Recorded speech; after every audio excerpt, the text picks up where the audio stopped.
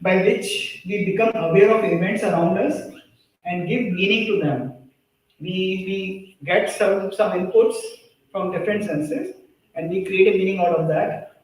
These events come to us as sensory stimulus, and these are our five senses. So we have smell, sight, hearing, touch, and taste. So these five senses, I would say that these are external senses. These these senses give us input which help us in creating a feeling of the environment. So sensory stimulus in the environment is converted into mental representation. So what happens is once we get this input, our senses send this as a signal to our brain, and then brain makes a picture out of that. So we interpret, we attach some meaning to this stimuli, and this new input analyzed in the context of the previous learning. So we get a new input and we analyze it in terms of what knowledge we have from the past. That creates the reality for us. How we see the environment is really looking for. And there could be two types of realities. One is objective reality, which is actually the thing, and one is the perceived reality. Perceived reality means what I am perceiving. So perceived reality could be different from objective reality. So this perceived reality leads us to decide our course of action. So whatever we have perceived out of this input, that leads us to take our actions. But this perceived reality may be different from what the actual is. So let's recall the story of a blind man and and an elephant. So I think all of us have seen, heard about this story where different people are making a different perception about the object which they are touching. So one is saying it's a spear, other one says it's a snake, someone says it's a fan, one says it's a wall, or it's a trunk, or it's a rope.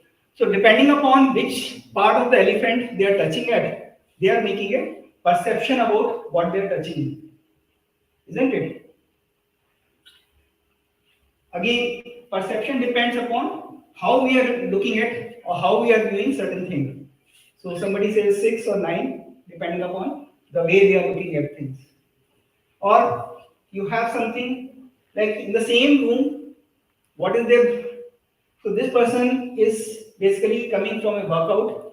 He is feeling heated, and he is kind of putting up a kind of a portable fan to cool himself. While the other person is probably suffering from fever, and he is feeling that the environment is cold, and the third person is normal. So depending upon what for all three of them, the environment is same, but still they have a different perception of what the environment is. Or we can say whether the glass is half full or half empty. And sometimes we can kind of be fearful about certain objects which we see. Some people may feel it good about it, and some people may feel bad about it, may feel threatened about that. So of course, basically, this perception also involves some kind of cognitive ability. You have to basically make sense of what you are viewing. So there's a there used to be kind of an earlier feeling among scientists that perception and cognition are different. Perception is lower to cognition, but today, the feeling is that perception and cognition go hand in hand, and they are basically cognition. A lot of cognition leads to our perception as well.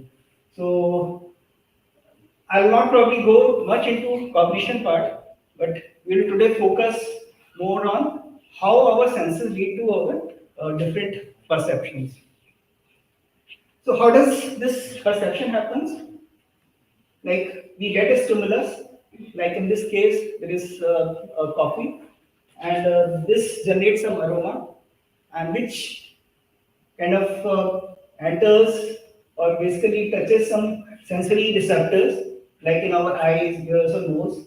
So, and then these receptors, sensory receptors, they trigger something to our neural networks. So basically, this is converted into some kind of action potentials which are sent towards the brain, and then brain makes sense out of those signals. So this effectively happens with all of our senses. So each part of our sensory organs, they have certain sensory receptors. So let's see this. We have mechanoreceptors which respond to forces and movement.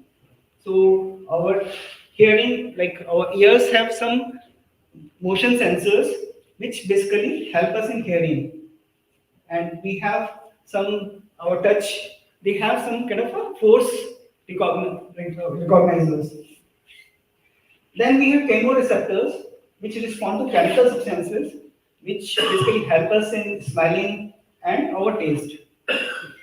So when these elements touch these receptors, they generate certain action potentials. Then we have thermoreceptors, which respond to heat. And then there are photoreceptors, which are there in our eyes, and they respond to when the light falls on those. And there is another receptor called nociceptors, which are basically our pain sensors. So, which are basically help us in making sense of the pain occurring in our body. So, let's start with what is taste. So, it's also called gustation, and we have five basic types of taste, which is salty, sweet, bitter, sour, and umami.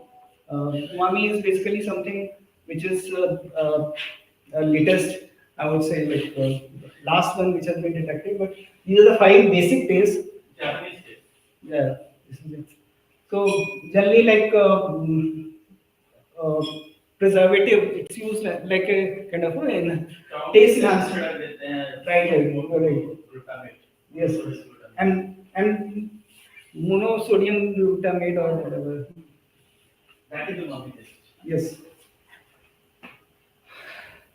So then the food gets dissolved in saliva, and these dissolved food with saliva that touches our taste receptors in our mouth. And taste receptors are actually located across whole of our mouth. Earlier there was a perception that our tongue has certain areas for different taste receptors. So certain portion is dedicated for sweet, certain portion is dedicated for salt or something like that. But that is no more kind of considered valid. So it is the latest understanding is that the taste receptors are spread across the whole of mouth. On binding the taste receptors, its electrical charge changes, and that electrical charge change is communicated to the brain via signals. And in early days, this taste receptor, these are very helpful in identifying what is kind of nutritious versus what is toxic. So, Grading also takes place. Sorry? Grading also takes place in a way. Grading. Grading.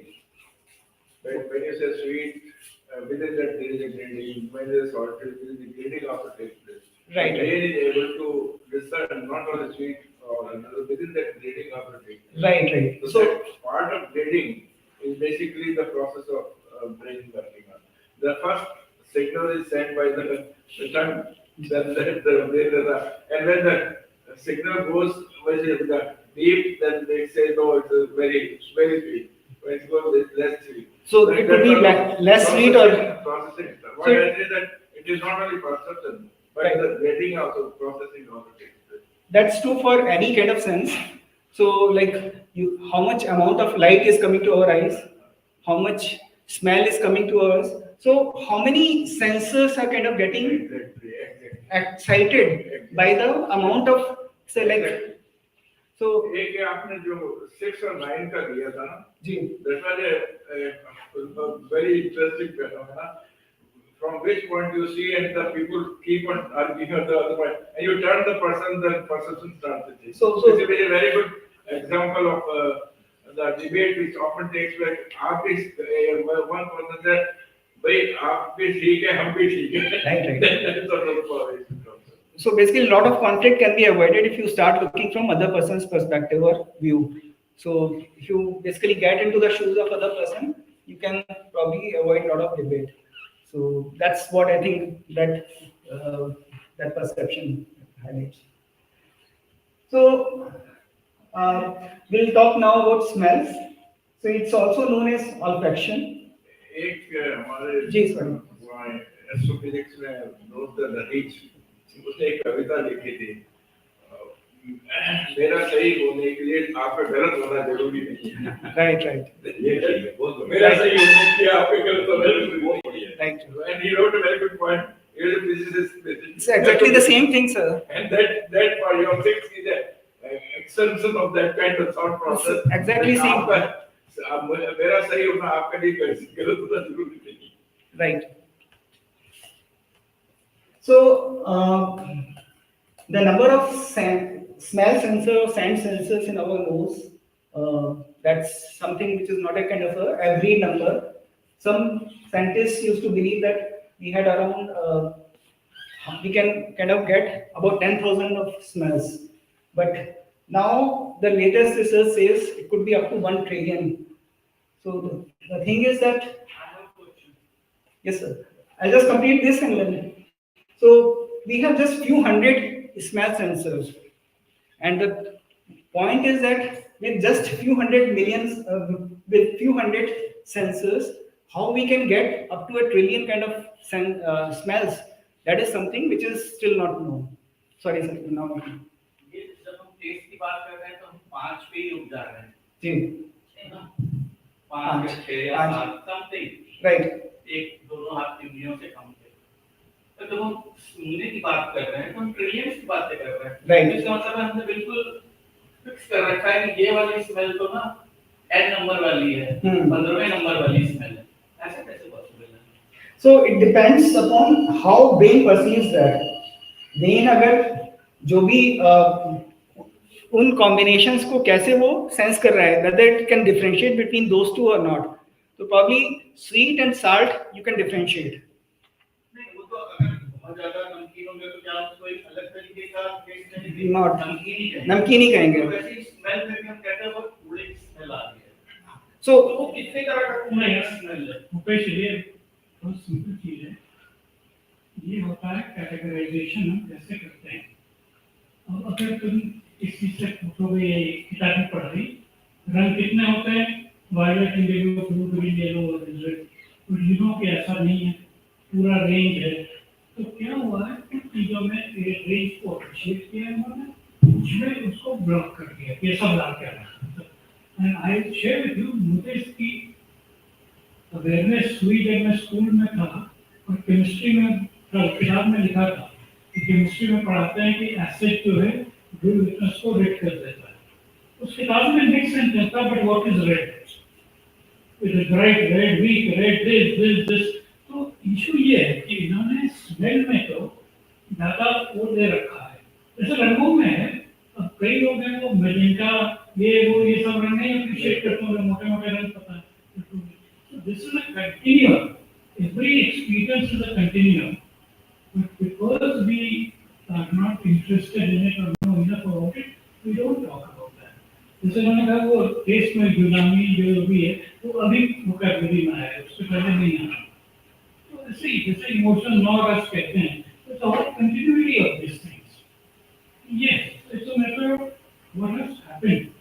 दूसरी जो चीज है वो interesting है कि ये olfaction, ये सब में कुछ दिनों पहले तक the model that they had was, तुम्हारे ध्यान होगा केमिस्ट्री में मॉडल होता था ड्रॉप्स और बॉन्ड्स को बुक करने.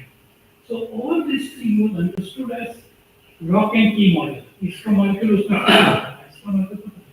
अब जो हो गया, they all realized कोई फिक्स नहीं होता, और क्वांटम प्रॉपर्टीज और क्वांटम टनलिंग हमें it's an even bigger continuum. तो जैसे जैसे इंस्ट्रूमेंटेशन डेवलप हो रहा है और ये है, people are able to see that, and that is why now olfaction, that we are not seen as quantum phenomena. आपको सबसे इंटरेस्टिंग लगेगा तो परफ्यूमरी में वो फिजिसिस्ट को ढूंढ रहे हैं जो इंफ्रारेड स्पेक्ट्रम देख के बता सकेगा ये परफ्यूम ये परफ्यूम ये। उसमें भी तो लॉ करा है, तो लॉ में अभी तक सबसे बड़ी एविडेंस होती थी आई विटनेस एविडेंस। आज आई विटनेस एविडेंस कोई मायने नहीं है, डेटा ड्रिवन एविडेंस चाहिए। आपको क्या महसूस हुआ, आपको क्या महसूस हुआ, आपने कहा लंबा है, छोटा है, 5 फुट के करने दिया। So this is very very moving. The brain is able to recall the smell also. It gets your rose smell is, you're seeing rose from distance. Sometimes smell is also coming. Right. The smell is registered, a particular smell which you have taken. It recalls. Yes, so basically once we encounter an object, Seeing the object, it's Right. not recalling. so basically when we kind of recognize an object, we kind of make a memory what kind of attributes it relates to. So its color, its shape, its smell. So all that is basically becoming part of that memory. And whenever we are going to kind of encounter those memories again, we're going to relate with that object. There are also cases to Oliver Sacks, they have case studies to lithium wells. When people who would actually be listening to some notes and कोई taste उसको trigger होता है. Right. Like basically cross wiring in the brain. Right. When you are not coming from the tongue or hearing or something. That is called synesthesia. We'll talk about that. So I'll just quickly move forward. So olfactory receptors located are in the back of the nose are connected to the brain, and this is how it looks like. So your scent smell enters your nose and it touches the sensory receptors over here. Other possibility is that it enters through your mouth. So it goes through your mouth, and within mouth there is a connection with your nose. So the sense of smell can come directly via nose or it can come via your mouth. So these are two different types of olfactions. So the first one is called orthonasal olfaction, which is happening through your nasal, and other one is retronasal, basically which is coming from the back of the nose. So now let's talk about an experiment. So if we block your nose, the nose is blocked, and if I give you a piece of apple and if I give you a piece of pear, नाशपाती और Apple को अगर मैं दूं, with your nose blocked, probably you will not be able to distinguish whether you are eating an apple or whether you are eating a pear. So this is a fact which you can probably try yourself. So this happens because of a different thing called taste versus flavor. आप sir जो कह रहे थे, मतलब that comes over here, that taste refers to the chemical process in which taste receptors respond to the molecules in the food. जो receptors ने जो molecules से जो react करके जो action generate किया, whether it is sweet, sour, salty or what, that is basically your taste. But the flavor is something much more broader. Basically, it's kind of abstract phenomena which combines taste, smell, texture, temperature, and much more things. So, if you look at flavor, it basically comprises of taste plus aroma, and it has other components as well, which says sound, appearance, texture, aroma. So, all that is basically included as part of your flavor. So, food doesn't taste well when we have cold. When it is cold, probably we don't like food. तो जब तक वो गर्म नहीं होता तब तक हमको उतना टेस्ट नहीं आता. और if you have a blocked nose, अगर कई लोगों को जब जुकाम हो जाता है तब उसकी स्मेल नहीं आ पाती, एंड देन हम कहते हैं कि खाना मन नहीं कर रहा, खाने में टेस्ट नहीं आ रहा. So it's basically because of this reason. Or we add gulab jal, saffron or elaichi in the food. Because of that, we find it much more tasty. उसका flavor ही different हो जाता है. So it gives you a different experience altogether. Wine tasting में पहले वो सब लोग पहले उसको स्मेल करते हैं and then they put it on their tongue. इस टेस्ट में तो हिंदुस्तान को सबसे बढ़िया बनाते हैं. Right. And this is also used commercially. Many bakeries, they take a vent out of their oven and put it into the front of the bakery. तो जो मतलब जो वहाँ पे आ रहे हैं गेस्ट जो customers आ रहे हैं, they feel more kind of inclined to buy the food. So this is something which is very much used in your hospitality industry. They try to give you a good experience by creating all this ambience and that. So food का taste उसमें एक part है, but there are a lot of other things which together give you that experience and the flavor. So now we talk about the auditory part.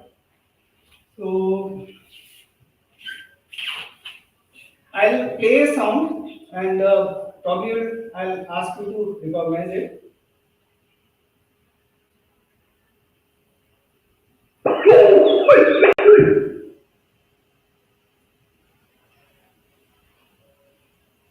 I'll play it again.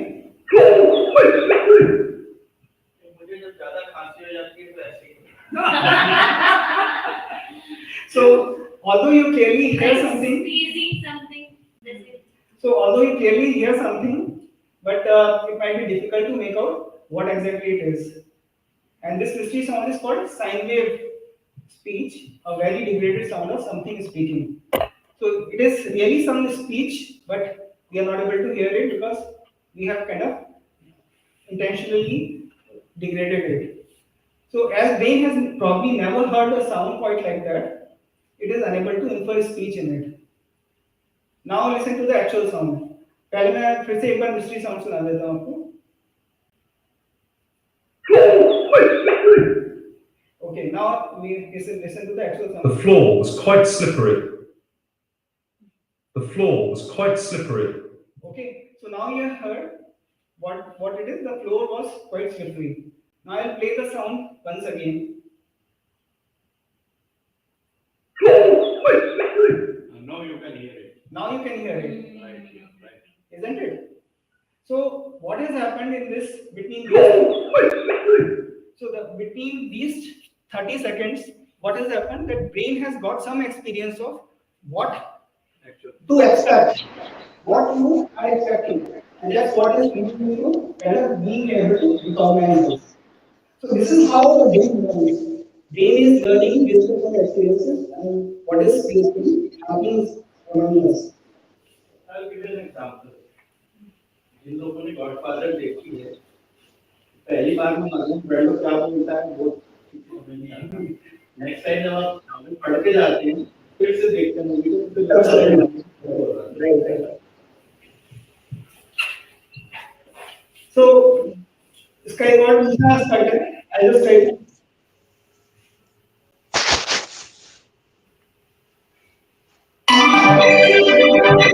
I'm Nina Bush, neuroscientist at the Governance Institute at MIT.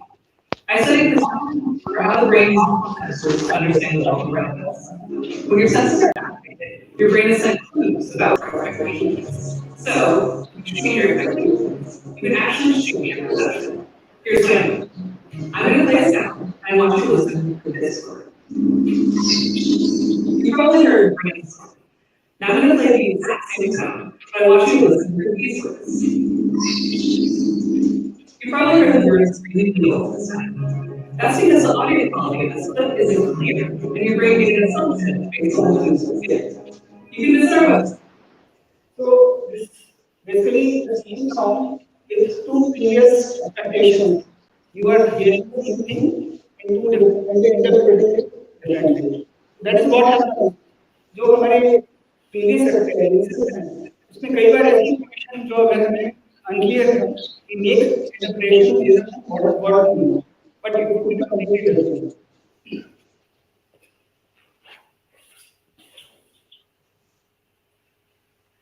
Now let's talk about visual symbols. So this is how an object and the light enters our eyes. And as we know that we have a convex lens in our eye, which basically creates an inverted image of the object in our eye. But the brain actually perceives it in a correct, basically in the reverse way.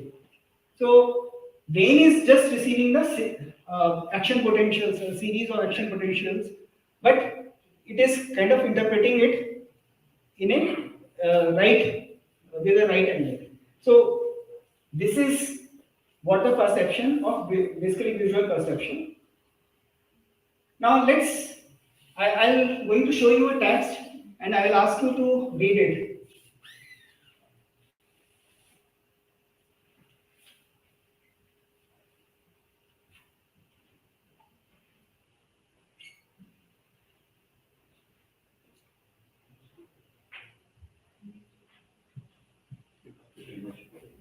Everybody has read this? Okay. So what's the issue here? I think none of the words are probably correctly spelled over here. And actually, after this meme came, I think some of you might have seen it over the WhatsApp or kind of in different channels. But there's a disclaimer by the University of Cambridge that there is no such study done by them, and this kind of report was never published by them. So it is just a kind of a WhatsApp meme. But the interesting thing is we all could read this and very fluently. It was not kind of, maybe there was kind of a slightly less than our normal reading speed, but it was quite fluently we could read it. So why we are able to read it? The words are short. In this specific sequence of words, the words are short. The function words that provide grammatical structures are not messed up. जो छोटे छोटे उसमें grammatical to the इस तरह के words हैं उनको उसमें change नहीं किया गया. Letters beside each other are switched, making it not much more difficult for the readers to read it. So थोड़ा सा उसमें वो भी ध्यान रखा गया है कि इसको ऐसे पढ़ने में ज़्यादा problem ना हो. And when straightening the order of the letters, the sound is preserved. जो उसका word का जो pronunciation है वो शायद इतना change नहीं होगा. The word choices are predictable. Choices जो words के इस तरह से किए गए हैं वो काफी predictable हैं. So this is a concept called typoglycemia. Okay, so just to kind of warn you, this is not a kind of a scientific name. ये I think again probably internet में नाम ले लिया typoglycemia, but people call it by this name, and this is basically the ability to understand words when first and last letters are stable, but the middle letters are scrambled. And why it happens? This is called because of a transposed letter effect, and this is basically due to the concept of priming. So what happens is that if you get a stimulus, and that leads you to expect the response for the subsequent stimulus. For example, अगर किसी sentence में nurse आ रहा है और उसमें doctor already आ चुका था, तो then probably we will be able to read it faster. But अगर डॉक्टर की जगह वहाँ पे बेड होगा, बेड के बाद अगर नर्स आता तो probably हमें रीड करने में थोड़ा सा प्रॉब्लम आती है. मतलब it will not be that fluent. So it's basically a sequence, basically the flow which gets created with which the brain is able to understand it. So transport letter non-word is able to activate the lexical representation of the base word. जो base word है उसकी जो उसी के letters को हमने change किया है. The transposing letters with base words versus transposing with the random letters. तो अगर जो उसके actual letters हैं उन्हीं को हम transpose करते हैं, then it can be easily recognized. But उनकी जगह अगर हम कुछ different words use कर रहे हैं, different letters use कर रहे हैं, then it will become slightly difficult to read it. So that's the kind of things which were found after study. So this also explains how we are able to skim when reading. Many times we don't read the whole word, we don't read the whole sentence. we'll just skim through, and that's how we are able to read fast. So there's another one, this is called scintillating grid. Are you able to see this grid? So we see yellow dots here, and do we see some black dots also? There are some flashing dots, Yeah, flashing. isn't it? Everybody is able to see? Yeah. But actually, there are no black dots. There are no flashing here. It is all yellow. So we have just, so if there is any flashing black dot, if you just concentrate on that, just focus on that, you will find that there is no black dot. Then you will find that the black dot has moved to some other place.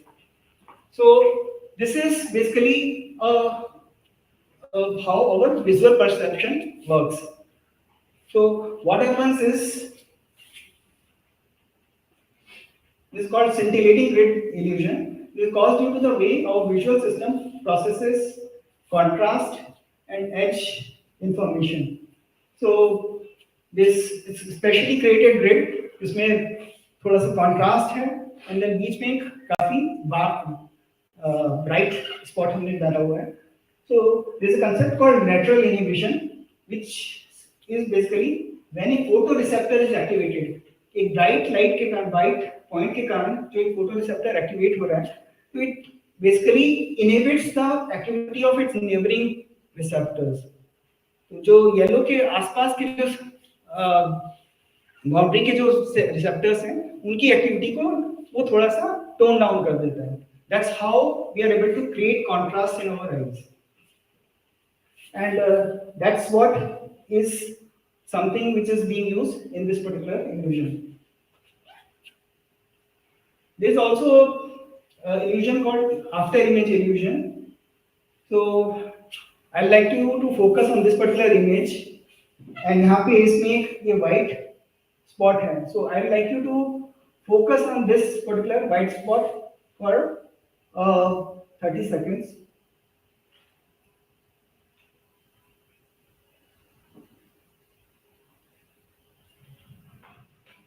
And now I have changed it. So did you find some colors when I changed this?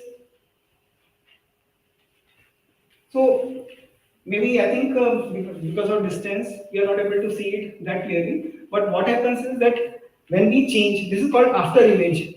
So what happens is that when we change from this after image to this main image, so we initially for some time, for just a fraction of a second, we see that there are colors, natural colors on this, and then it becomes a black and white picture.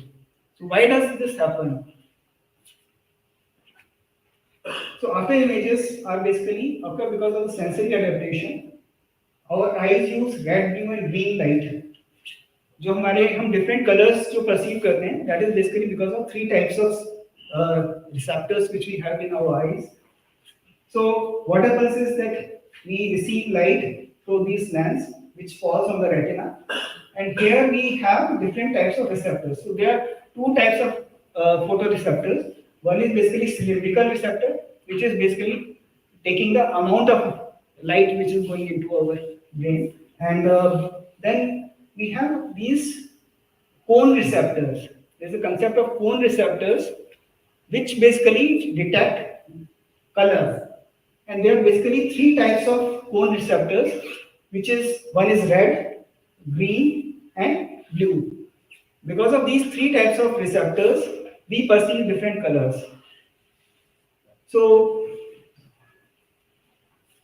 what happens in this after image illusion, that the color sensitive cone photoreceptors are exposed to constant stimulus. तो एक colour को मैं अगर continuously expose करता हूँ, then that particular receptor becomes kind of lower energy. तो वो उस sense the brain ने अपने receptors को इस तरह से I think प्रोग्राम किया हुआ है कि अगर वो continuously उसको हम excite करेंगे, then brain asks him to stop it, because अगर कंटिन्यूसली कोई चीज एक्साइट हो रही है तो brain is finding it difficult to cope with that. So what happens is that brain, अगर आपके for example there was a yellow which is basically combination of red and green, and yellow light is continuously seen, then the brain asks our red and green receptors to tone down. And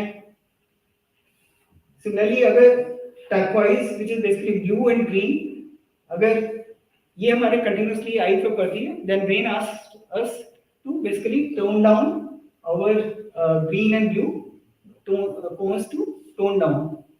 So when these are toned down and immediately अगर हम उसको white दोबारा से दिखाते हैं, then to come down from to come up from that toned down state to the higher state, there is a period when only the other one which is not toned down that gets sensitized. So अगर मैं yellow था और yellow को मैंने tone down किया तो means मैंने red and green को टोन डाउन कर दिया, तो इमीडिएटली आफ्टर दैट अगर मैं व्हाइट लाइट दिखाऊंगा तो सिर्फ ये वाले दोनों जो है मेरे वो रिसीव नहीं होंगे ब्रेन में, it will receive only the blue ones. तो जो पहले ही येलो था वो अब ब्लू मेरे को दिखने लगेगा. सिमिलरली अगर कोई चीज टर्कोइज थी, turquoise means green and blue, and turquoise मैं कंटिन्यूअसली देखता रहा तो ब्लू एंड ग्रीन मेरा टोन डाउन हो गया. सो effectively when the white light is restored, I'll see the same thing as red. So that's basically because of sensory adaptation. So sensory adaptation leads us to basically handle situations where one particular sense is continuously getting excited. बचपन में मैं सिखाया जाता कि 3 primary colour है, that is red, yellow and green जी. और आजकल जो कंप्यूटर में भी बात देखते हैं तो वो रेड, येलो एंड ब्लू हो गया है. यस. वो क्या कारण है, ये डिफरेंट चेंज क्यों आई? सर ये अलग अलग पर्सपेक्टिव से है. बेसिकली जो आप कंप्यूटर का बता रहे हैं वो इलेक्ट्रॉनिकली है. एंड जो बचपन में तो यही करते थे, 3 बेसिक. राइट. देन जो हम बचपन में करते थे वो केमिकल्स के बेसिस पे है, एंड जो हमारे सिस्टम में है that is basically this one. System में ये कलर, सिस्टम में ये कलर है. तो सिस्टम में बेसिकली करता रहा कि हम जब ट्राई करते थे तो 2 मिक्स करते थे. That is basically because of chemicals. ऐसा क्यों है कि women would not thousands of colours आज में सारी देखेंगे. वो बेसिकली कंप्लीट स्पेक्ट्रम है आपका. सो थैंक्स फॉर वो मैन और वुमेन के ब्रेन अभी इन्होंने डिसेक्ट नहीं किया. वो तो कहना लगी लेवल हो गया. सो अगेन मतलब अगर हम विद प्योर जो कलर होता है, जो आपका रेनबो के कलर्स होते हैं, it goes in a particular sequence. Okay. तो उस सीक्वेंस में आपको ये सारे कलर्स दिखेंगे, right? But you will not find brown in that. Brown आपको उसमें नहीं दिखेगा, just because brown is basically made out of red and green, and that is not found adjacent in the rainbow spectrum. Rainbow को अगर आप देखेंगे तो red and green के बीच में डिस्टेंस होगा, मतलब देयर आर अदर कलर्स. सो जो नेचुरल रेनबो में दिखते हैं वो बेसिकली जो एक वेवलेंथ से लेकर दूसरी वेवलेंथ तक जा रहे हैं, right? So some colors are which we are able to see because of mixture later on, जो रेनबो में नहीं दिखते हैं, but those are still visible to us. Very beautifully in all those paintings of very sad nature. Right. So this is something similar over here. यहाँ पे मैं 3 bowls ली हैं, एक में कोल्ड है वाटर, एक में ल्यूकवार्म है, एक में हॉट है. तो if I put my hand in cold and hot water, and after few seconds if I put my hand in the lukewarm water, what will happen is that this particular hand which was in the cold, that will feel warm, and this particular hand which was basically in the hot water, that will feel cold. So why does this happen? Again, this is because of sensory adaptation. So what happens is the brain has kind of stopped. इस hand के जो sensors थे उनको उसमें उसने कहा कि cold बहुत हो गया, मत बताओ मुझे. So it basically asks the cold receptors to tone down. And on this particular hand, it tells the hot receptors to tone down. So when you put your hands into the lukewarm water, the other receptors continue to respond. Is it clear? So, sorry? The sense, the feeling is registered. Right. That continues till the time that it goes on. Right. It is a timer in this also. Suppose you put it for another 5, 10 seconds or so, you find the real thing coming. Right. But the timer is out. So it's basically that moment, like So, for few seconds, you will feel that. Feeling which is registered in our brain has some timer. Right. And therefore you find that this change comes. Right.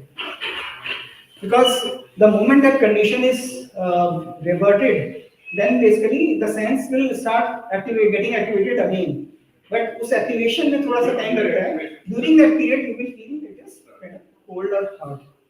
So basically, your senses are tuned to detect changes, not absolute measurements. This is something most critical. कि हम changes को recognize करने के लिए senses हमारे हैं. They are not telling you the exact absolute level कि अभी ये इतना 20 डिग्री है, ये 30 डिग्री है, or something like that. I've also read somewhere that we don't have receptors to detect moisture. Moisture. Yeah, we can't detect water.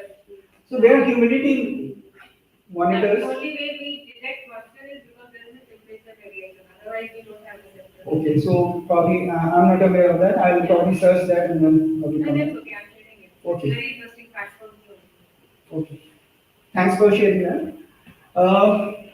So there's some more scenarios. This, like jumping into the cold swimming pool doesn't feel cold after a while. Or you are unable to recognize the smell of your clothes, but others can. You don't realize constant downward push on your body from the gravity until you jump and fall. And living next to the train tracks, you just no longer hear trains passing by. But if a visitor is there, then they will feel very much annoyed. So basically, these are things which are encountered by us whole day. I think every time during the day we keep on encountering these scenarios. But there's a lot of kind of internal thing happening by our brain, which is making this happen. So this, as we discussed, like it's a diminished sensitivity of sensors as a consequence of constant stimulation. Every sensory system in our body does sensory adaptation, and it makes brain less sensitive to a constant stimulation. This helps in focusing brain on changes in the environment while ignoring the repetitive information. So repetition से कोई मतलब नहीं है उसका. Without sensory adaptation, the brain would be absolutely overwhelmed. अगर continuously सब कुछ आता रहेगा, then brain के लिए इतनी सारी information होगी, it will not be able to process. And that's why this is something which helps in brain survival. जैसे पुराने जमाने में अब तो खैर नहीं है, स्टीम लोकोमोटिव होते थे, स्टीम लोकोमोटिव, राइट, जो ड्राइवर है कॉन्स्टेंटली भट्टी में कोयला डालता रहता है, इतनी गर्मी में हम जाएंगे तो परेशान हो जाएंगे, राइट, बट they will वो बड़ा मजा काम करता रहता है, because they have become adapted to that. वही चीज होगी. Right. So I have visited as part of my training. I was part of Tata. I had visited Tata's facility, and वहाँ पे भी either like they were just putting a lot of kind of, and I was just wondering कि मतलब how they are, मतलब हमारे लिए तो वहाँ पे उसके पास भी जाना बड़ा मुश्किल है, and they are वो सेल्स जो सैचुरेट हो गया, हलवाई जलेबी तल रहा है और तेल में अपना हाथ डाल रहा है. Right. So basically, गर्मा गर्म तो किला तो डेढ़ इंच उठा लेती हम नहीं खाता. right. सब लोग कह रहे हैं, ये भूल जा रहे हैं कि दिल्ली की जो हवा इतनी पॉइजनस है उसमें हम सब लोग रह रहे हैं. सारा डेटा कहता है most poisonous is that we are still able to survive. For months. Homo sapiens से mutate हो चुके हैं। गौशाला में किसे पता लगता है गोबर? किसी को नहीं पता लगता, वो नेचुरल है, तो हम तो गौशाला में ही। So let's move to the another concept. That's basically crosstalk between the senses. So many times we encounter the phrases like this deal seems too good to be true. It's beginning to smell like a rat. The experience left. Sorry, that's a typo here. It's a rat actually, not rat. Sex के लिए तो वो सही है। So that experience left a bad taste in my mouth. So these are everyday expressions. So what is happening is that we are relating the sensory input of one type with the another one, and similarly as we discussed that a holiday meal, sight, sound, smell, flavor. Cross talk से मैं एक चीज पूछना चाहता हूँ, हम लोग का एवरीडे बिहेवियर होता है, अगर हमको बहुत ही फाउल स्मेल आती है तो हम स्पिट आउट करते हैं, Right. तो वो दो सेंसेस एक तो हमारे फैक्ट्री या That's basically the reaction. लाइवा में मिक्स होता है कभी जाकर, must be, that's why we spit it out. Yes. So basically उस मतलब जो bad smell है that will basically result into bad experience, and अगर आपने उस समय कुछ खाया हुआ है probably that will lead to this kind of vomiting or something, but अगर आपने कुछ खाया ही नहीं हुआ तो probably vomiting नहीं होगी। वी स्पिट इट आउट क्योंकि उसमें जो उसकी स्मेल के पार्टिकल्स हैं वो हमारे Saliva में में, होते हैं, right. अगर आप आई ड्रॉप डालते हैं, डोज ड्रॉप डालते हैं, आप you can taste the bitterness. वो actually because connected होता है ना, nose and mouth are connected, so that goes. So let's hear another story on this what Rupik said. So I am a vegetarian. तो किसी group में फिर मैं जाता हूँ, फ्रेंड को जा रहा है मिलने गए, कुछ लोगों ने कुछ पास किया खाने के लिए, अच्छी लगी मैं मुंह में डाली खा भी रहे थे, क्योंकि तो वेजिटेरियन में तो कबाब है, and I spit it out. हाँ, Very interesting कि उसकी कोई भी just the psychological thing, the brain, and उसके बाद मैंने कई बार consciously non-veg खाया, ये कि क्या stupidity है किसी की देखो non-veg है तो I spit it out, so let me understand what is veg, what is non-veg, etc. तो ब्रेन में बहुत सारे रिफ्लेक्स एक्शन होते हैं, and the moment कि हम लोग क्या गुस्से में उसमें कोई कहेगा ये खाना झूठा था, फिर दो दोस्तों। So basically, a lot of previous experiences, my beliefs, my thoughts, that all lead to my actions. So here is another interesting one. I like to kind of show this small video.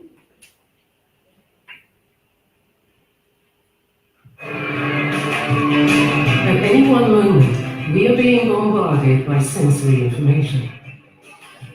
Our brains do a remarkable job of making sense of it all. It seems easy enough to separate the sounds we hear from the sights we see. But there is one illusion that reveals this isn't always the case. Ba, ba, ba. Have a look at this. What do you hear? Ba, ba, ba. Ba, ba, ba. But look what happens when we change the picture. Ba, ba, ba. Ba, ba, ba. Ba. And yet, the sound hasn't changed. In every clip, you are only ever hearing ba with a B. Ba, ba. It's an illusion known as the McGurk effect. Ba, Take another look. ba. Concentrate first on the right of the screen. Ba, Now to the left of the screen. ba. The illusion occurs because what you are seeing clashes with what you are hearing. In the illusion, what we see overrides what we hear. So the mouth movements we see as we look at a face can actually influence what we believe we're hearing. If we close our eyes, we actually hear the sound as it is. If we open our eyes, we actually see how the mouth movements can influence what we're hearing. Ba, ba, ba. It's a bizarre effect. Remember, the only sound you're hearing is ba with a B. Ba, ba, ba, ba. What's remarkable about this illusion is even knowing how it's done doesn't seem to make a difference. Ba. The effect works no matter how much you know about the effect. I've been studying the work effect for 25 years now, and I've been to face in the stimuli. I've seen stimuli thousands of times, but the effect still works on me. So here you can see that how the inputs from one sense, basically our vision is impacting what we are hearing. So here we are hearing something, but we are actually interpreting it as something completely different. लेकिन जब बहुत सारे लोग बोल रहे होते हैं तो उसमें से जिसका चेहरा हम देख रहे होते हैं उसकी बात हमको ज्यादा समझ में आती है राइट क्योंकि हम उसके लिप्स मूवमेंट को हम देख पाते हैं या अगर के चैनल पे 8-9 वो रावण की तरह बैठा रहता है तो और आप सिर्फ उसको सुनिए तब समझ में आता है जिसको आप देख रहे हैं ना उसकी बात आपको सुनाई देगी राइट इसीलिए घर पे डायरेक्ट टेबल पे आप सीरीज और देखते नहीं भूपेश ने कहा है जो दैट्स नॉट एग्जैक्टली ट्रू पुराने जमाने में देख सकते ये जो रेलवे लाइन वाले होते थे लोग एक ही टेलीफोन पे 20 लोग बात करते थे फ्रॉम रेडियो स्टेशन सब बात कर रहे हैं सिग्नल है लेकिन आप वही सुनते हैं उसमें जो आपके काम का है राइट आप 10 लोग बात कर रहे हैं कि गाड़ी आ रही है जा रही है सिग्नल दो वगैरह वगैरह the number of people talking on the same phone line एक ही होती थी पहले तो उसमें जो है दो लोग जो जिसको काम की बात है वो वही सुनते हैं right so sir I don't know what was that so communication में there is a concept of CDMA code division multiple access versus I think there are some other various TDMA and RDMA. So CDMA is basically focusing on what specific code you are interested in. So उस particular code का जो transmission होगा वो आप सुनोगे, बाकी transmission को आप नहीं अपने बच्चे को कैसे पहचानता है इतनी बड़ी कॉलोनी में वॉइस से उसकी पहचानता है right. There is a book says that seeing from ears and listening from voice. Right. And that seeing from ears is basically that when you hear a particular word, the images close in your mind from the resistance. Right. So, seeing from the ear and listening from the eyes. When you see a certain thing, you start saying that in physical. That's kind of relationship. So basically, what we are saying is that the brain is able to. Brain is Treatise on this. That how mind sees when you are hearing, you also see, and when you are seeing, you are also hearing. Right. So basically, brain creates kind of cross connection between different senses, and that's what we observe. So this concept is sensory crosstalk. We heard about Magwell effect. Lip matching means combined video. I think a lot of memes are there. Where किसी का video लेके किसी की voice add कर देते हैं, and then we feel कि same person is speaking. We are able to converse, understand what someone is saying in a noisy room, looking at mouth movement. So जो भूपेश सर ने अभी कहा, so waitress taking order in a noisy bar. That's basically again looking at the lips movement. Color and mood. Basically, we say that red and oranges are warm and stimulating. Blues and greens are cool and calming. Taste, smell, and emotional. If we taste something which we have something bitter in our mouth, bad taste in our mouth, then we have a negative, stronger negative emotions. Our emotions are also impacted because of the taste which we have. Similarly, sweet drink leads to kinder judgments. So all this is basically brain playing its role. Ventriloquist, I think हम सबने I think देखा होगा. They are showing this and they are playing this puppet and then creating their sound. But we believe that this sound is coming from this puppet. And movie hall में अगर हम जैसे जाते हैं, so when picture is playing, then we think that the voice is coming from the mouth of that person, but actually it is coming from different speakers. So that's basically all how we are able to correlate between different senses. So synesthesia, I think what you were mentioning, that sensory crossovers such as tasting colors or feeling sounds, it's a kind of a crossed virus in brain. It's not a disease or a medical condition. It is basically something, a trait like a blue eyes. So some people have blue eyes, so it is something, some trait just like that. So it is something related to anesthesia, which says no sensation. Synesthesia means joint sensation. Basically, one sense is leading to another experience. So it is leading to two experiences. So brain routes sensory signal to two different areas, and its dual effect. Okay, there's another one, interesting one, and slightly probably will kind of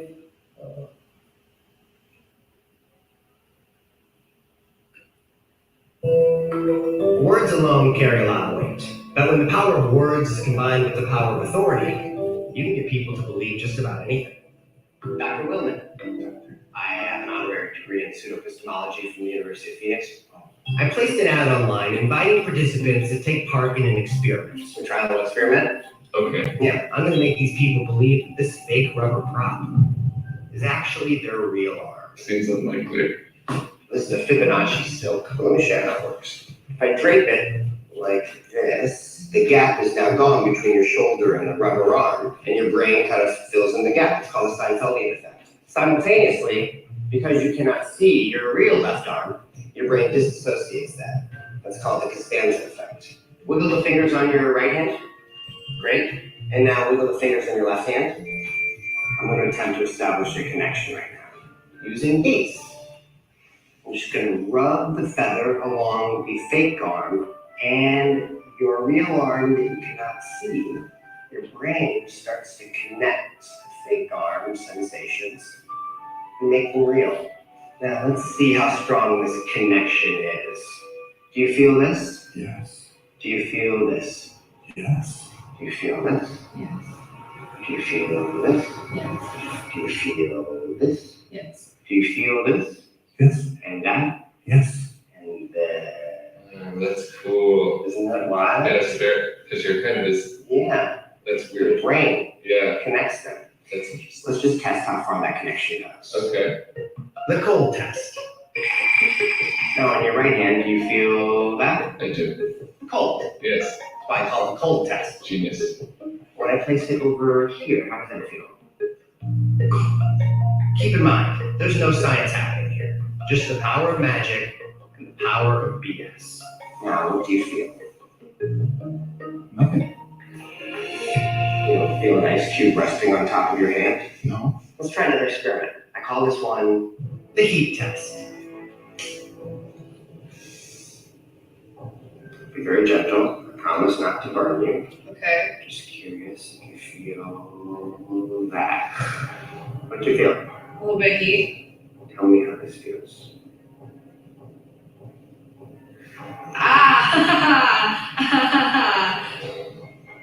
Now, do you feel that? No. This?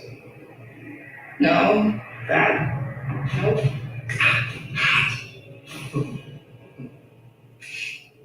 The pain test. For the pain test, I'm going to use this pointy needle. I'm curious. Do you feel that? Yeah. Isn't that wild? Yeah. Does this feel like? Yeah, I can feel it. It's okay if I prick your real hand? Yeah. No blood, like acupuncture. Do you feel that? Mm-hmm. Nothing. Nothing. Let's try something else. The hammer test. Oh! Oh! You're good. Oh. Don't worry. Wow. Look at your fingers. Your hand's okay, right? Okay, so what you just saw is that how our brain kind of starts rejecting one of our hands, and then it starts kind of thinking that a fake hand is my own, my real hand. So this is basically called body transfer illusion. This leads to kind of illusion of owning a external body part as your own, and this is something very useful in those cases where you kind of replace it with an artificial limb, prosthetics. So that is basically so. So multi-sensory integration, that means you saw like everything which is happening to the artificial hand, that is being considered as happening to me, but happening to the real hand. So practically the brain has stopped considering my real hand as my own. That's the kind of impact which it has. Oliver Sacks ने दरअसल ये भी कहा कि आपका मान लीजिए एक पैर एक्यूट हो गया और राइट लेग है ही आपका और राइट लेग में पर आपको दर्द बहुत हो रहा है और तो वो डॉक्टर क्योर कैसे करेंगे, वो तो है ही नहीं. Right. So that's basically called phantom hand or phantom issue. तो ये रामचंद्रन का बहुत काम है, इस पे किताब भी है कोई. So is that the way there is sympathy and empathy? Sympathy and empathy is completely different. We can have a separate discussion about that. But sympathy and empathy are completely different. Hysteria कैसे हो जाता है? जैसे कभी बहुत पहले paper में आया स्कूल में ही बच्ची को कुछ हुआ, सबको ही मिला. Naturally, physically So उनको. that is called mirror neurons. Mirror neurons. So our neurons have the ability to mimic the neurons, the emotional state of the person in front of us. So why is it not that neuron?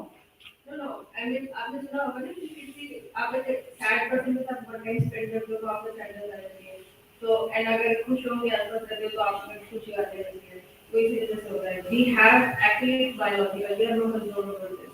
The kind of people, the kind of emotions we surround ourselves, our neurons mimic that automatically. And in fact, I think mirror neurons are supposed to be the reason why we are different from animals. That we, as humans, we evolved the way in which we did हमारा development हुआ.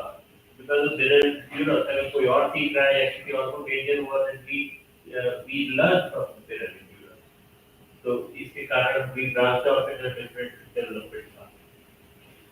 So what we are seeing is probably not the same concept as mirror neurons that she was saying. Because here what we are seeing is that brain को ये दिख रहा है कि movement और जहाँ से सेंसेशंस आ रहे हैं, तो दिस इज यहाँ पे मूवमेंट हो रहा है और मेरे को सेंसेशंस भी आ रहे हैं, then I start considering that part as real.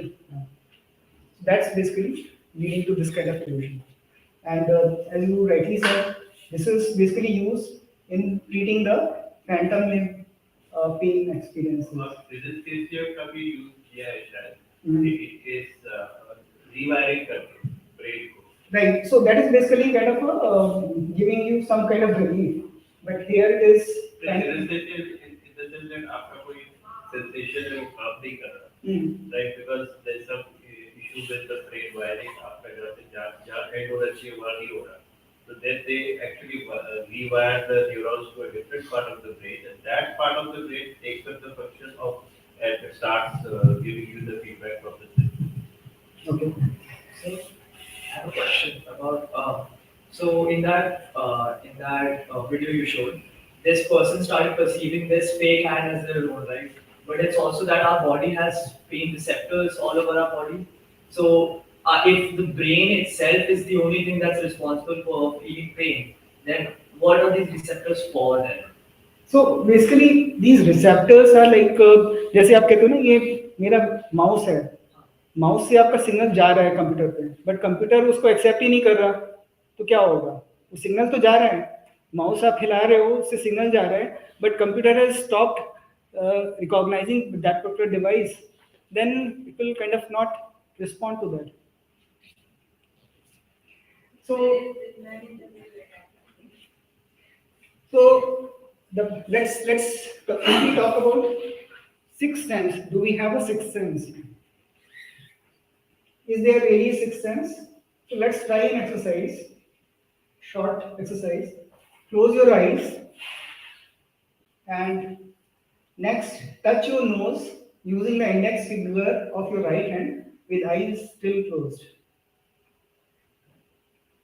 So I think all of us are able to do it, and isn't it very simple and laughably simple?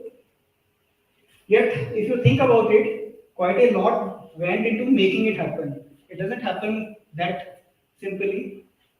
We have to be aware of where our nose was in the space, know where your index finger was in relation to your nose, and know exactly how and in what direction to move your finger in order to get it to its destination. And what's more, you have to do all of this without being able to see it. बिना देखे हुए हमको ये काम करना था, but we are still able to do it. So it's basically possible due to two important senses. One is called proprioception, that's basically which tells you where your finger is and where your nose is in the space. And the other sense is kinesthesia, which tells you how to move your finger and take it to your nose. So these two senses together enabled us to do this exercise. So, say proprioception is sense of position. The sixth sense which you are saying that you are trying to obtain through the physical thing, or it just happens. So I just put that title. So the sixth sense. Some of the people are able to just get it a certain way, and you find that other person is also that, yes, that's true. He said he's coming. Yes. And then which is that kind of receptor which takes place. That's why many people say that they are the sixth sense. And dog is the sixth. They think that what's going to happen. Yes. It doesn't happen. So probably that's a kind of, is it a kind of brain receptor other than physically you see it? So, I think you're talking about some people get some kind of a feeling that this is about to happen, and that's what we roughly talk about the sixth sense. So, यहाँ पे in animal sense also they say right. that this thing is a. So I'm not talking about that sense, and that is reported story studies of this. Right. That they get sense much earlier than because of the ability to sense certain things. Yes, sir. So that analysis has been done, or it still is a kind of a dark area. So it is still a dark area. It's not accepted as a science. It is still not accepted as a science, kind of a science.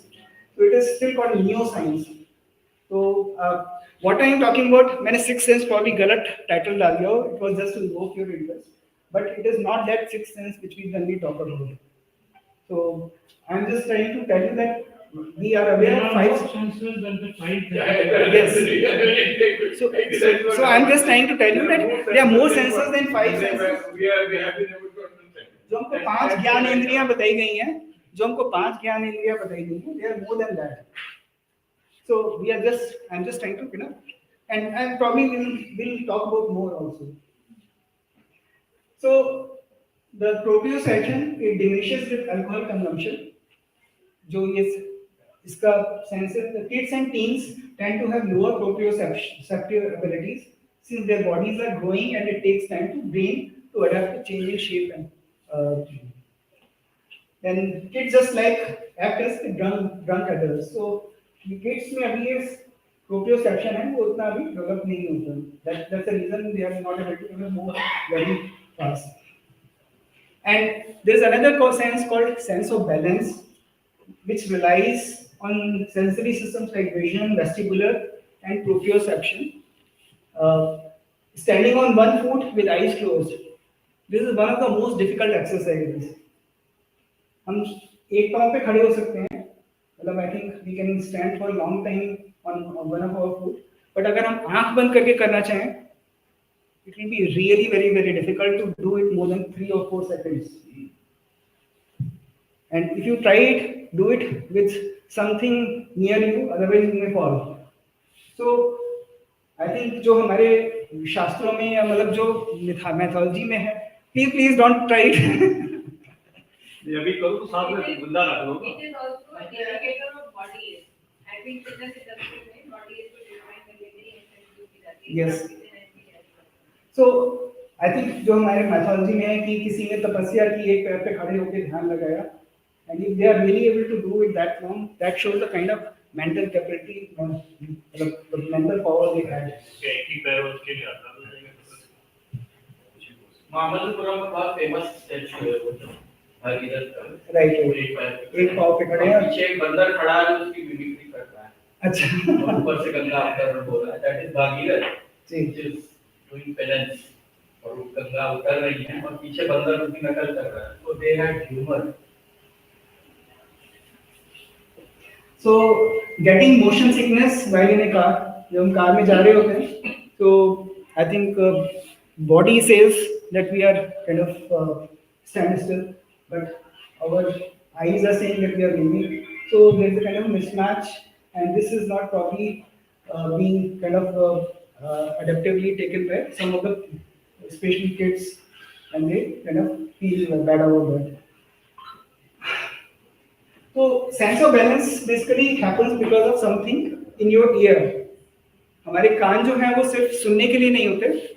There is also something called vestibular sense, which is basically in our ears, and that is what is basically helping us keeping our balance.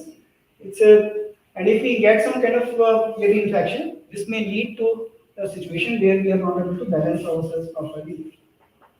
So सोते हुए गिरते नहीं हैं बिस्तर से। या train में बस से नीचे नहीं.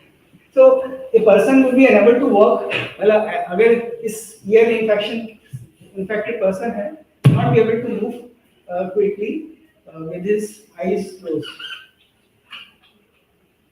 And as she was mentioning that standing on one leg shows a good sign of health. If we practice it, it helps us in improving our overall health.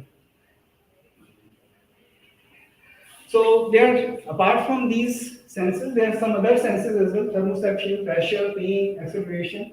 These are all internal senses, like hunger. Hunger is also another sense. So what I'm just trying to highlight is that we are not having just 5 senses; there are more senses. But maybe we can say that we have 5 external senses. We are getting external inputs through these 5 senses, but there are a lot of more internal senses which help brain to control our body. And then when we find animals, they have some super senses like echolocation. Echolocation is a technique used by birds and dolphins to find out their different destinations. So they kind of produce noise, and that comes back, and based upon that reflected noise, they are able to sense. Then infrared and ultraviolet vision. We are not able to see this part of the spectrum, but there are some snakes and other vipers which are able to see things in the ultraviolet level. So at night, when they are not able to see normally, they use this sense to sense. Basically, because of heat, they are able to see these animals or their prey. And similarly, eagles seem to have capability to see ultraviolet vision. So some have electrical sense as well. So they create omnipresent electric fields, and these fishes, they create this electric field. And if there is something which is blocking their electric field, they can sense that there is something over there. And some animals have magnetic sense, which help them to move from location to location. So I think we talk about migratory birds, how they are able to move from one place to another place. So they are basically using their magnetic sense. So there is still not very clear established reason for that, but there are small deposits of magnetite in the nervous system, or there is some protein which basically helps in this. So I'll just quickly close here this slide. So we humans, can we get more senses than what we have? So what is being One is that brain is extremely adept at learning new types of signals and making an interpretation from those based upon inputs from other senses. So how echolocation is found to be kind of possible within humans. There are people who have been able to train themselves on echolocation. So blind people can sometimes use this if they are properly trained. And there are certain wearable devices which are being developed, like this one. This one receives sound and it kind of converts into some kind of vibrations, which if you are wearing, that vibrations will travel to your brain, and by using those vibrations, brain is able to kind of make sense of what is the sound over there. So uh, these are some devices which are being developed. There are a lot of many such devices which are getting developed to help people who don't have their normal senses working. So that's something which is already happening. I will stop here.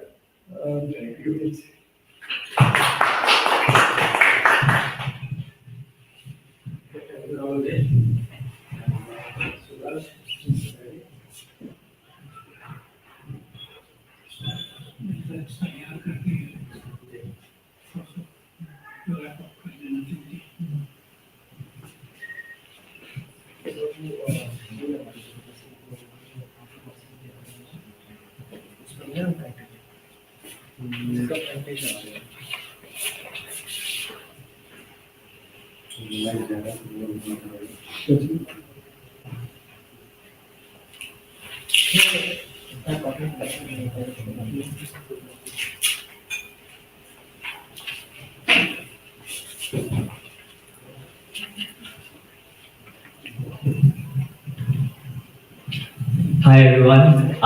Before we have this discussion, before I go ahead with my paper, I'm not going to discuss the entirety of it. I already know we're short on time. I just want to begin with a simple question to all of you. What do you think are the wildest possibilities of what can happen if neuroscience actually advances to a point where we can actually alter our brains? Just any wild guesses, anything. Telepathy. Actually, yeah, that's a pretty good one actually. So just get married and your brain will be altered. Yes. No. Altered is not better. Yes. There is the attitude. No, but who's perfect? Who's better? Yeah. Better now? Yeah, no, better to relative is. Also, another simple question I would like to pose is that do you think if we get the opportunity to alter brains, to alter our perception of reality, do you think it's fair right now to give certain people an advantage when it comes to brain functioning? Because obviously, if we are able to alter our brains right now, it's pretty obvious that the rich are the only people that are going to be able to afford it. The poor people can't afford it. So, do you think it's right to give people an intellectual advantage to the people who already have that? So that's a question. There's already a lot of people who are so-called slow learners or autistic children. They are actually having superpowers in some area. Exactly, And but they have a superior brain in those particular skills. Yeah, but they are born. anyone can have that, right? Throughout the human population, anyone can have that. But with this, what's going to happen is that only the rich people are going to end up having even more intellectually capable children. It's like the Ambanis are can live up to 150 and we die at 80. Yeah, but like even Ambani's kids are going to be like smarter than any of us. AI can augment the deficiencies that they have in the normal population based on the baseline that we will create. And I'm actually experimenting with it, and I know that it actually gives real results. I have a success case in less than 3 months, where I've been able to alter the behavioral pattern of a person who is autistic after getting the AI to really suggest some changes in his case. So, ethical use of such technology is difficult to monitor. Yes, ma'am. I'm saying ethical use will be difficult. Yeah, ethical. I have this subsection section on ethical use of that as well. So I'll just begin. To answer your question, it's going to happen because if you use to get ahead, but it's not ethical. Yeah, it's not ethical at all. So the topic of my paper is actually just it's about neuroscience, it's cognitive neuroscience and computational brain imaging. So I wanted to mix something that has something to do with artificial intelligence, machine learning, and cognitive neuroscience. And this is what the paper is actually trying to accomplish here. I want to explore the synergies between neuroscience and computational brain imaging so that we can unravel the mysteries behind. So this one is fine. Like just open the first one, the first page, and that much is enough. Because like I have the paper with me here, anyways. Title. Yeah. I thought I would use that, but it's fine. Yeah, so we will be delving into historical context, methodologies, and applications. I'm going to be skipping over at least 2 to 3 of these because we need to go ahead. So, all right, so cognitive neuroscience as a subject emerged in around 20th century, I suppose. And what it basically does is it studies the underlying cognitive processes such as perception, memory, language, and also decision making. And with that, the brain imaging part apparently it makes it's an interdisciplinary field of intellectual field which mixes computer science and neuroscience.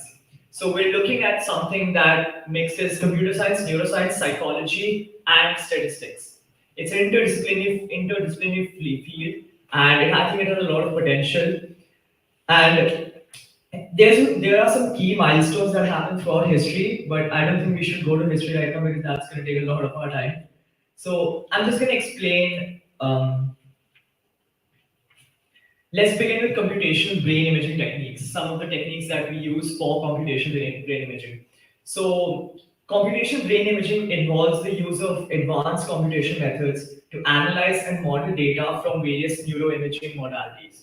Right? So, these techniques play a very crucial role in understanding the complex relationship between the brain structure and function of the brains. So, some of the methods that we currently have is machine learning or pattern recognition. So, such as techniques such as vector mechanics, neural networks, and classification algorithms are employed to analyze patterns in brain imaging data.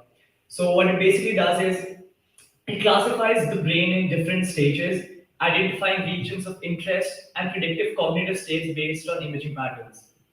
The next is function connectivity analysis. We're going to skip that. The third one is deep learning. Deep learning architectures. I think it was the last time as well. I talked about CNN and RNNs. CNNs are basically convolutional neural networks, and RNNs are recurrent neural networks. So these are constantly used for brain imaging tasks. So what brain imaging is, basically there are ways to image our brain, right? You can use magnetic waves, you can use electrical waves, and you have this image of brain. I think Rahul sir was also showing that picture of an elephant, right? Some person is holding a trunk, some person is holding this tail, and they all think this is different, right? So we have different ways of imaging the brain, and then using machine learning patterns, we can understand how the brain works and make assumptions about it, at least for now, for our technology that we currently possess. And there's also a resting state connectivity, RSFC, which is called, it's another way of imaging the brain. It helps us understand the default mode network, which is called DMN, which is very important for self-referential thinking and introspection. Also, before I go ahead with some of that stuff is left, I would like to apologize because I do not have a presentation, and that would have made it very easy for you guys to understand with what I'm talking about. But I'm really sorry about that. There's also two types of models which are called decoding and encoding models. So decoding models, they predict sort of those cognitive states, and the encoding models, on the other hand, what they do is that they reconstruct the activity patterns of the brain, which help us, with the machine learning algorithms that I previously mentioned. Yeah, just talking about the future of what it can provide us for as a civilization, this can give us is that we can predict neurological disorders such as Alzheimer's. We can treat Alzheimer's, we can treat Parkinson's disease and epilepsy if clinical diagnosis is used. And we can also treat psychiatric disorders such as schizophrenia, depression, and anxiety because of the fact that we are able to target specific brains because of their own mapping. You know, a person, for example, let's just say A has a brain, and we're able to map the person's brain out. We can give them personalized medicines for whatever the disease that they currently possess, right? There's also cognitive enhancement, which I've already talked to you guys about. This question that I posed, some people will be able to get cognitively enhanced, and what are the ethical laws behind it? What ethics do we need to follow about that? We've already talked about brain stimulation and all that. There's also neuroplasticity. Understanding neuroplasticity helps us design interventions and harness the brain's ability to adapt and reorganize. Um, we also have aging and cognitive decline. So, with the rise of understanding how the brain works, we can understand why is it that with aging, cognitive functions tend to decline, which is just somehow natural, and it's going to help us really understand. Yeah, okay. And it's going to help us really understand how the entire brain works and probably cure a lot of problems. We can enhance sport performances. In the future as well, we can have like if you guys have heard about the human connectum project, it's basically like a lot of researchers are collecting and sharing their data all across the world in hopes that we're able to understand the neural networks of our brain much better than we currently do. We can also have real-time brain imaging. Neuroethics is something that we really need to look into. The problems with this entire thing is that the brain is very complex for us to understand, highly complex. And to understand the brain, there are significant challenges that we need to overcome, and that's going to be a very big problem. There's another problem that's going to happen, which is going to be data quality and reproducibility. The data that we get has to be extremely reliable because it has to do with someone's brain. Also, another problem is that this field is extremely interdisciplinary in nature, which I've already talked about. You need expertise from a lot of fields, so that's going to be another challenge that we need to overcome. Yes, obviously I've talked about the ethical use because there needs to be a lot of privacy involved with this. You can't release the data of a lot of people's brains without their own consent, which is very important. So that's going to lead to another hurdle that we need to still solve. Neural individuality is something just because you took a sample of one person's brain does not mean it's going to apply to another person's brain as well. A lot of people have neural individuality, which is very important when you go into that realm of understanding how the brain works. And just like last few things I have mentioned, just for ethical consideration, there's informed consent that you need to take consent from the person whose brain you're going to use for research. There's privacy concerns, whether you're leaking the data or not. Neuro enhancement has already talked to you guys about. There's dual use dilemmas and the data ownership. Let's just say you took the data of someone's brain. Do you own it or does the person own it? That's a very big problem also that we need to come up with a solution of. And that's about it. I finished it as fast as I could. So thank you. Thank you. I wrote this, so I just ended it. This is a part of what. So I'll now hand over the mic to Professor Kamsa. So anyway, we had a long day and it's time for lunch. So I'll do some wrapping up. I was supposed to speak a little more at length on cognitive reserve, but I have a ready-made material on it. Those of you who are interested, please let me know. I have designed it as a weekend WhatsApp course. So January 3rd week, you can enroll in that course, and over 2 days I'll send you WhatsApp message. Broadly, the idea of cognitive reserve is that doctors were a bit surprised when they saw the autopsies of some people who appeared to be perfectly normal, but the autopsy showed they had brain degeneration, cerebral areas and all that. And they concluded that first they looked at their profile, etc., and they concluded that those who were highly educated, their work involved cognitive activities, they were able to keep their brain, although otherwise it would have been degenerating. So that is the basic idea. Now at Harvard and so on, people have done a lot of research, which shows that there are basically 5 or 6 things which you need to do to preserve your cognitive abilities for a longer time. One of them is food, plant-based vegetarian food. So when I spoke to somebody else who's in that field, said that is actually not correct. This is their own fascination for vegetarianism. Is if you get the right minerals and everything, it is the same. But proponents, people have their own color, etc. So on. Then it talked about physical exercise.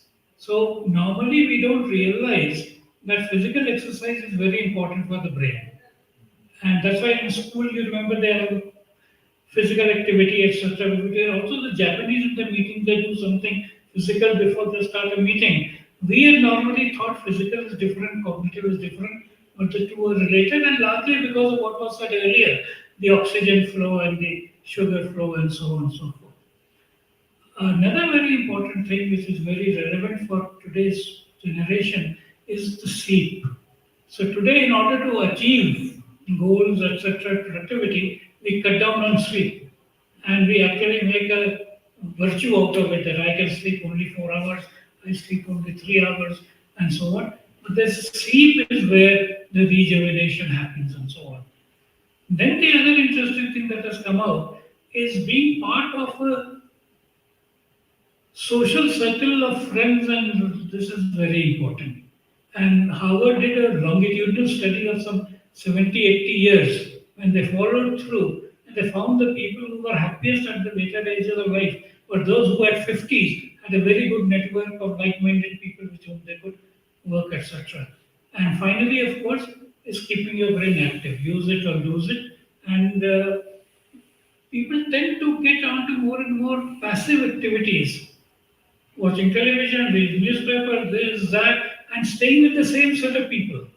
Whereas what this is, no, you must keep on stimulating your brain and have challenging things, etc. But those of you who are really interested in knowing more can sort of send me a thing, I'll put you on WhatsApp, and I do these as weekend courses. Today, I'm creating a model of basically weekend courses to stimulate people and then give them lots of information then which they can process as per their need. What I really want to share with you is my upcoming thing. As I said, this woods kind of making are now over. And we will have maybe special events if there is something which is interesting enough. But the next event I'm doing is on the 14th of April 2024, and this is World Quantum Day.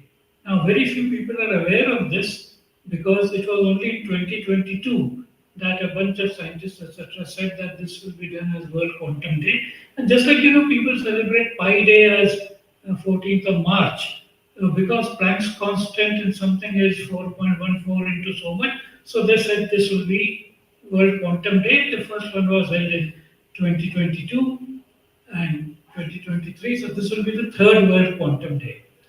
I'm doing the event on that basically to get this, because although India has been talking about a national quantum mission and 6,000 crores have been done, it is being limited to the kind of fraternity I was part of: TIFR, IISc Bangalore, IIT Kanpur, IIT Roorkee, etc.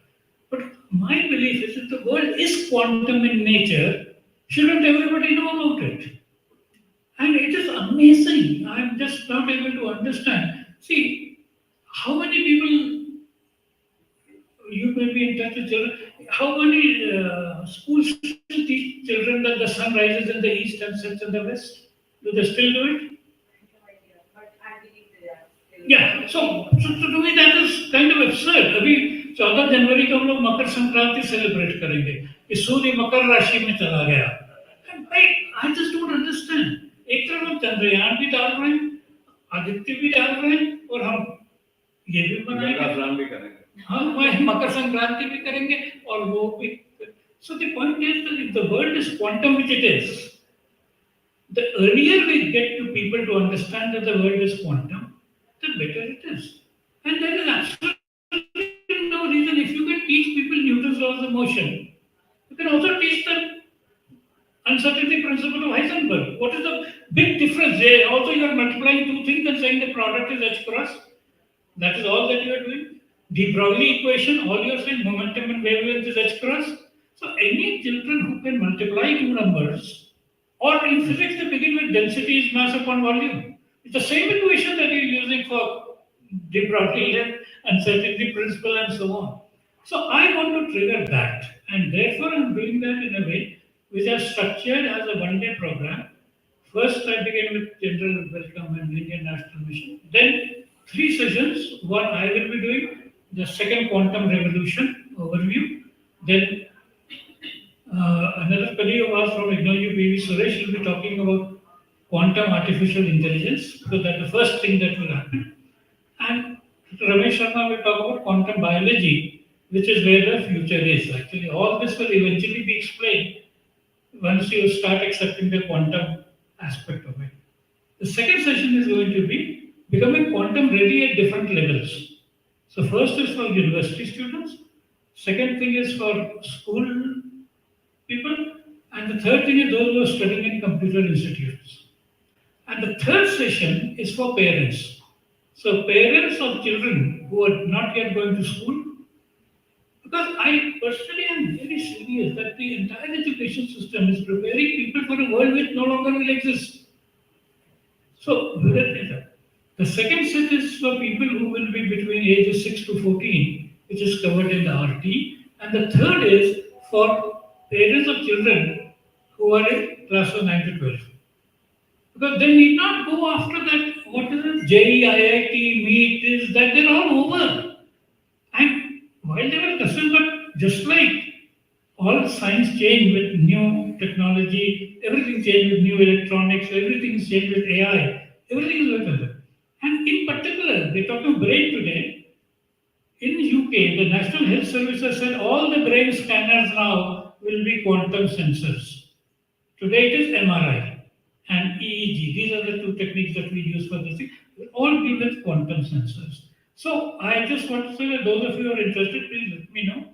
Participation is by invitation. There is no registration fee or whatever. But I want to filter it that only people who are really interested in taking it further come in. It will be at the Habitat Center. I already booked a room for Gulmohar, which is fixed seating. We'll have about 100 people or so which can be there. So I thought I'd extend that invitation, and thank you for being part of this for so long.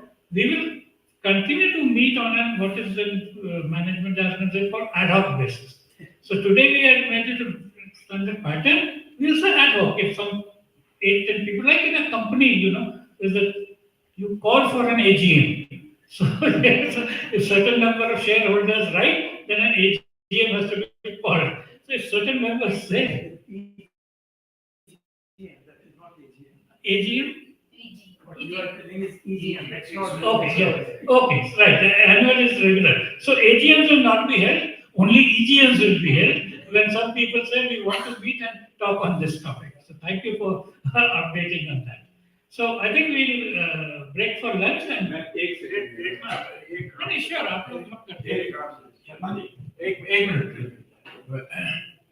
One question which is bothering all of us, and particularly neuroscience people, how to manage the brain. And they are managing brain in very way. And if you ask some of the people, they have worldview. They make the worldview of a young boy, and even senior person of our age. And the process through managing the brain is through medium, certain communication, etc.